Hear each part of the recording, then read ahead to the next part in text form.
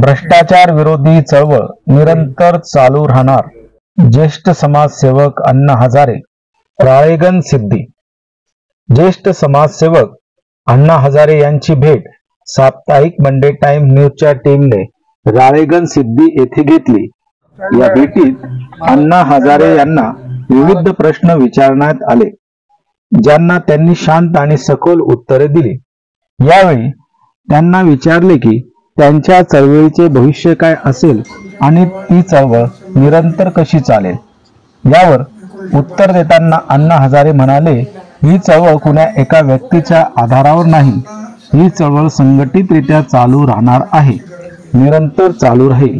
तसेच त्यांनी स्पष्ट केले की त्यांचे काम सध्या 13 जिल्ह्यामध्ये आणि 152 तालुक्यामध्ये सुरू आहे. याचबरोबर भ्रष्टाचार विरोधी जन आंदोलन ही संघटना देखील मोठ्या प्रमाणात कार्यरत असल्याचे त्यांनी नमूद केले. या चळवळीतून संघटित प्रयत्नांच्या जोरावर देशात सकारात्मक बदल घडवून आणण्याचा त्यांचा निर्धार आहे. मंडे टाइम न्यूजच्या टीमने अण्णा हजारे यांची ही भेट त्यांच्या निस्वार्थ कार्याची जाणीव करून देणारी ठरली आहे. एक शहीद फॅमिलीचं दुःख तुम्ही समजू शकता अण्णा, काय असतं ते समजू शकता. तुमच्या माध्यमातून एखादी तुम्ही असा व्यक्ती नेमलेला आहे का भविष्यात तो पण पुढे तुमच्यासारखंच कार्य करेल?